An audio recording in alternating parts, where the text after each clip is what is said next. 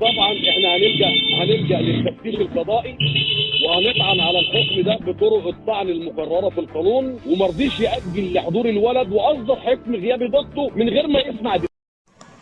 شهدت الساعات الماضية تطورات في الأزمة التي حدثت عقب شجار بين نجل الفنان محمد رمضان وطفل آخر في أحد الأندية. وقررت المحكمة جنح الطفل بمدينة السادس من أكتوبر بالجيزة إيداع نجل الفنان محمد رمضان في إحدى دور الرعاية الاجتماعية دون تحديد المدة في واقعة التعدي على زميله داخل نادي نيو جيزة، وفقا لما أكده أحمد مختار دفاع الطفل المجني عليه.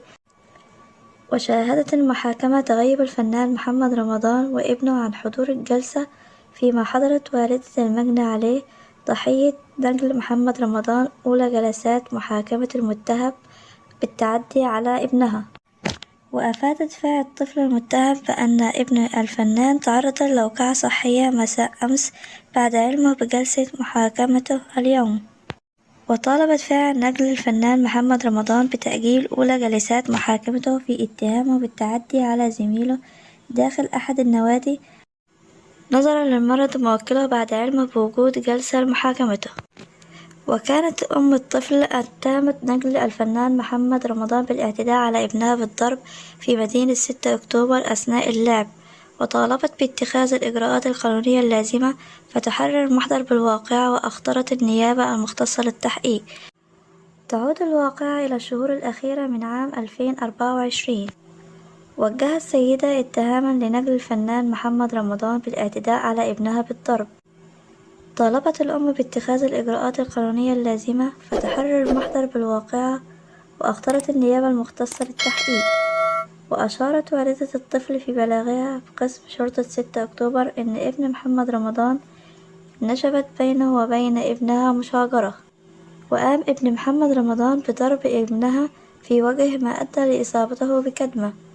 والد الطفل روى كواليس الواقعة في مداخلة مع الإعلامي عمرو أديب ببرنامج الحكاية. قال إن المشكلة بدأت كمشادة بين أطفال في النادي، لكن للأسف قيل فيها كلام من عينه: انتوا مش عارفين أنا مين وابن مين. وأوضح أن ابنه حاول التدخل في مشادة بين ابن محمد رمضان وطفل آخر والفصل بينهما، فحدث تلاسن وتجاذب بالأيدي. وأضاف ابن محمد رمضان: تتبع ابنه وأغلق عليه الحمام بكرسي، مما يعد احتجاز الطفل يعاقب عليه القانون. روي والد الطفل أنه بعد إخراجه من الحمام قابل محمد رمضان وكان غاضبا جدا، وإن محمد رمضان همس في أذن ابنه بشيء ليقوم بابن محمد رمضان بصفع الطفل بعدها في وجود شهود، كما تحدث عن وجود تقرير بذلك من الطبيب الشرعي. طلب والد الطفل تفريغ كاميرات النادي دون رد حازم من الإدارة، فقرر تصعيد الموضوع للقسم والنيابة.